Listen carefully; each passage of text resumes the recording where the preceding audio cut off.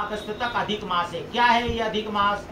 जब पश्चात के मूर्ख लोगों ने कालगणना प्रारंभ की तो उनको कालगणना का आकाशी उसमें समझ में नहीं आया, तो कोई 30 का महीना बनाया, कोई 31 का बनाया और कोई 28 का बनाया। लेकिन हमारी कालगणना चूंकि पूर्ण कालगणना और हमारी सात्विक कालगणना है, पूर्ण वैज्ञानिक कालगणना है, तो 3 साल में एक बार अधिक मास आता है।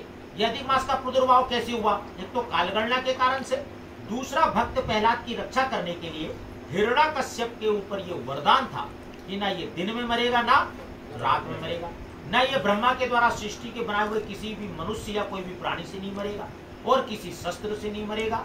तो इस प्रकार का वरदान था और साथ में ये भी वरदान था कि भगवान ब्रह्मा के द्वारा बनाए गए सृष्टि के 12 महीनों में नहीं मारा जाएगा। तो पुरुषोत्तम भगवान ने, नारायण भगवान ने एक अधिक मास का निर्माण किया और उस आताताई का समन किया और भक्त प्रहलाद की और अन्य भक्तों की रक्षा की। इसलिए इसको पुरुषोत्तम मास के नाम से भी जाना जाता है। इसमें किया हुआ पुण्य अक्षय हो जाता है और मनुष्य मात्र को सफलता प्रदान करने के लिए इस लाभ हमने लिया।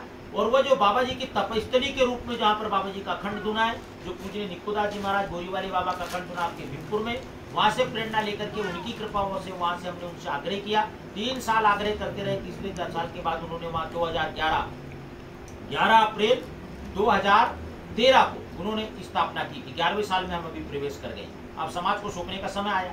तो अधिक मास में हम एक यज्ञ नारायण की रचना कर रहे हैं, जो बैतूल जिले के 18 तारीख से जुलाई से वो यज्ञ नारायण प्रारंभ होंगे।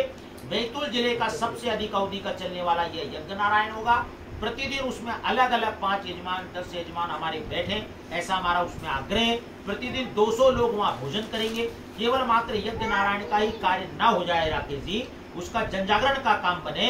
तो जो कलश यात्रा है उससे हम माता ताप्ती का जल लेकर बुला रहे, पूर्णा नदी का जल लेकर बुला रहे हैं 20-30 लोगों को, हम देवना का जल लेकर बुला रहे हैं। नदियों के संरक्षण का वातावरण बने और भव्य कार्यक्रम कलश यात्रा के रूप में स्थापित हो जाएगा। 26 तारीख को, 26 जुलाई को हम बृहद रक्तदान का कार्यक्रम कर रहे हैं। वही क्यों कर रहे हैं? वो समाज को विविध कार्यक्रमों के माध्यम से हम इस महीने में समाज को उस स्थान को सौंपेंगे कि एक स्थान ये भी है जहाँ विविध कार्यक्रम संचालित किए जा सकते हैं। यहाँ पर रुकने की, बैठने की, स्नान की और प्रांत स्तर की बैठक की करने की सारी व्यवस्थाएं समाज के द्वारा जुटा ली गई है। क्यों राकेश? तो 26 तारीख को हम करेंगे रक्तदान शिविर। 26 के बाद हमारी तारीख आएगी 2 अगस्त। 2 अगस्त को हम करेंगे प्रतिभा सम्मान। पूरे जिले से जिन बच्चों ने 75% से अधिक अंक प्राप्त किए हैं कक्षा 10वीं और 12वीं में, उन बच्चों को माता पिता के साथ बुला करके हवन कार्य प्रतिदिन 2-2:30 बजे संपन्न हो जाया करेगा।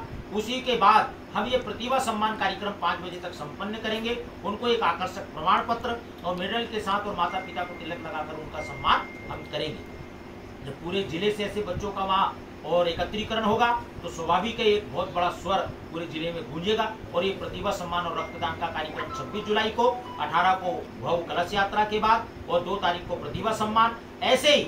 और 2 तारीख के बाद हमारी तारीख आ जाती है 11 तारीख, 11 अगस्त। उसी दिन भगवान की 11 से तो आजकल खाटू श्याम के बड़ा भगवान के भक्तों के आधार पर हृदय में भक्ति प्रकट हुई है भगवान की कृपा से।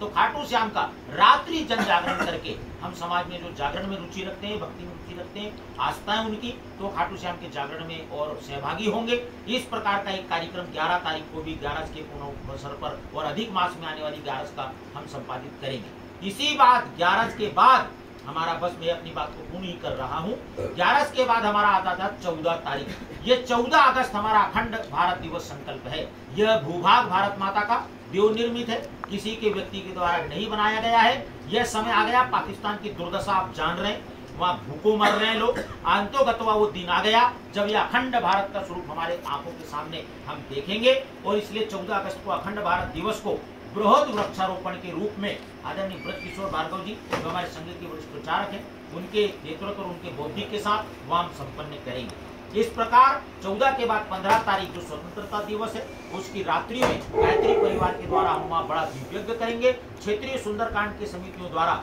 सुंदरकांड का पाठ करेंगे और 16 तारीख को यज्ञ नारायण भगवान की पूर्णाहुति करेंगे।